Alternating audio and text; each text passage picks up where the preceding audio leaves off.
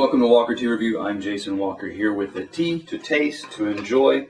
Holiday seasons are coming up.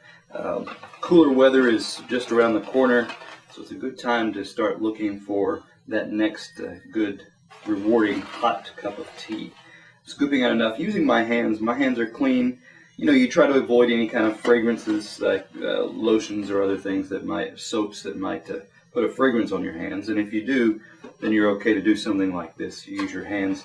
And that looks pretty good. I wanted enough so that I kind of could not see the bottom, say, inch diameter of my gaiwan here.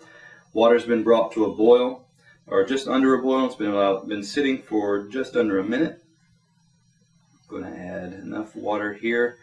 A little bit should rest above the rim of my lid. That keeps the air out, keeps this teas from changing color.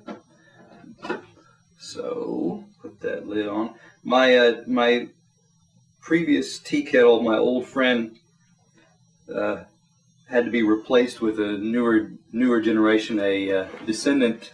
So I got a new tea kettle.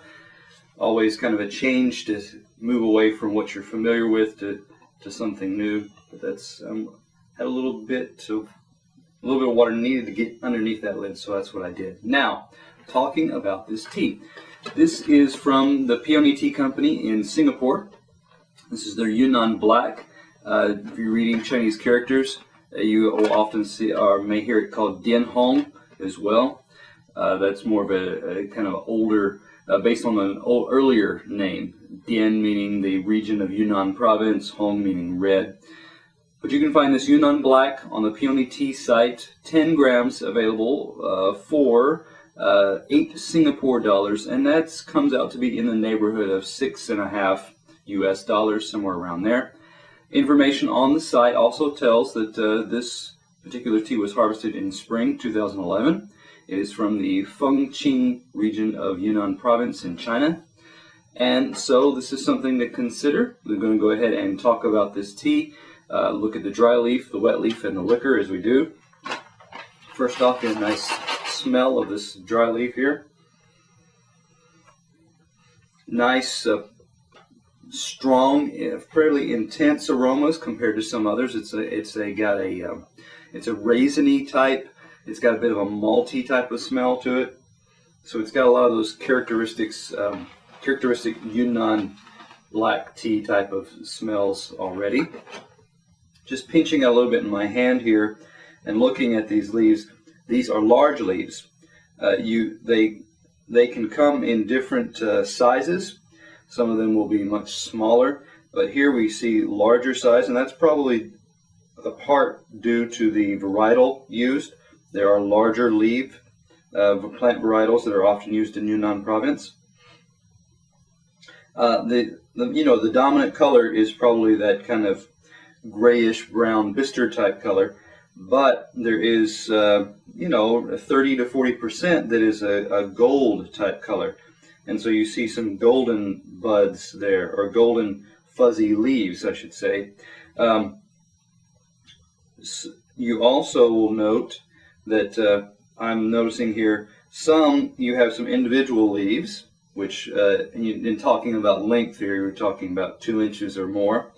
And then I found some leaf sets here. For example, here is 2 leaves still intact, perhaps a third wrapped inside there as well.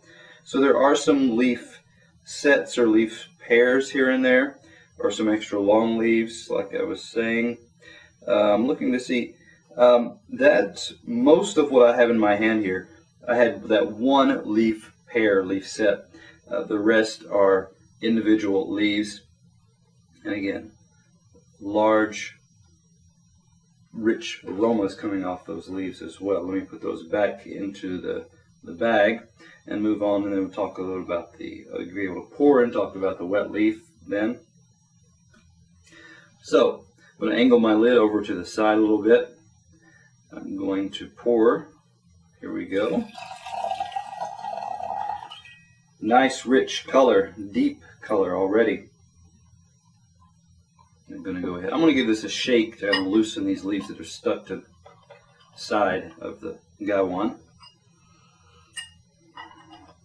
rich raisiny smell, aromas. Sweet, almost caramel-like kind of smells. So far so good. Now colors, as what often happens with this kind of tea, colors begin to kind of even out, and they're all more of a chocolatey or reddish brown type of tinge there. I pulled out in dry leaf, didn't find a lot of sets, but first thing I reach in and get is a pear here, a leaf pear there. So they're going to pull that one out. Other leaves, intact. Again, fairly mostly intact. This one got torn just a little bit at the bottom of its, near the base of it. But this is a leaf, and you can actually see it was connected to another bud or tip that's sprouting out here. The leaves, consistent in color. You don't get a lot of blotchy. It's a fairly even oxidation type coloring. Some resilience. They're not brittle. They're neither the thinnest nor the thickest leaves, but some tenderness on that one that I just kind of tore, but I'll set that there. For the most part, individual leaves, for the most part, not too old, not too young.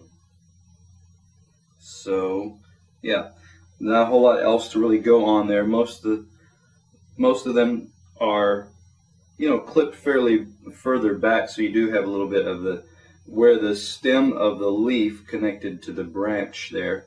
So that is that. I'm going to move on now and talk about this liquor. Give it a swirl to get some of the steam off the sides of the pitcher. And hold that up to the light, and that is not something that you can easily see through. You need to be outdoors, kind of in sunlight to really be able to see straight through it. It's a nice kind of a purplish, plummy red type color as you kind of stare straight through it. Reddish brown, I should say. I mean, there is the brown component there. Doesn't look murky or cloudy. Still has a nice brightness in the cup as well. Light notes coming off so far in the liquor here, but let's see how it does on the taste.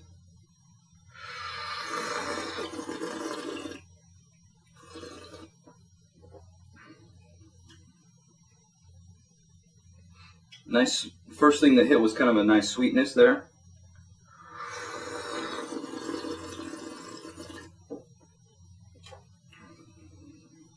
Think honey sweetness. Think very light raisin type sweetness there.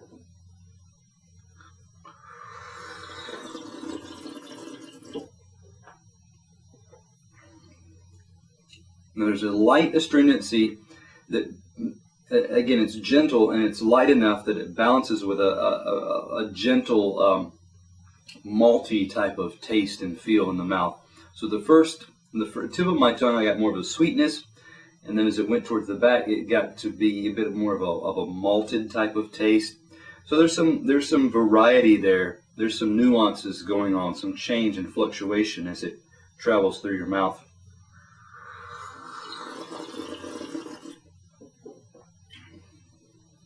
In the back, there is a residual kind of starchy type of sweetness.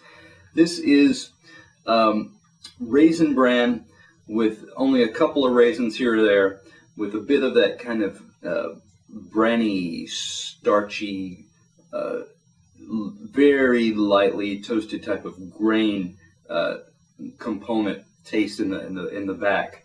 And that grainy kind of component is what's holding mostly in the aftertaste as well. The astringency and that kind of malty creates this mouth-watering type of effect, and so at the same time it does feel kind of juicy in that because of that. So when I look at this tea, it's got the components there. It's got some of that raisin, or as it's described, kind of red jujube type of taste, and I could see how, yeah, I could describe it that way too sometimes. The aftertaste, it does have, you know, some malty sweetness there, but it's gentle. It's kind of subdued. Fairly extended though. I'm still getting that effect coming off right now. So that's, you know, compared to some others, the aftertaste is more extended. So that's something that you may be looking for. It's not the most intense. So if you're really looking for a lot of flavor bump, you're not going to find it here. But looking at this tea, it's got the nice characteristics. It's not flamboyant either. I would probably give this tea somewhere in the neighborhood of, I would give it a 90. It's got, like I said, nice components, not the most outstanding, but stable, strong, and consistent. Off-camera tastings, notice some similar components there. Not the boldest, yet not the, but still had not the most subdued either. So hopefully this is something that if this is what the components that you're looking for, that you found something that will last you through a cold winter season or beyond. So come back to Walker Tea Review to find these teas and others.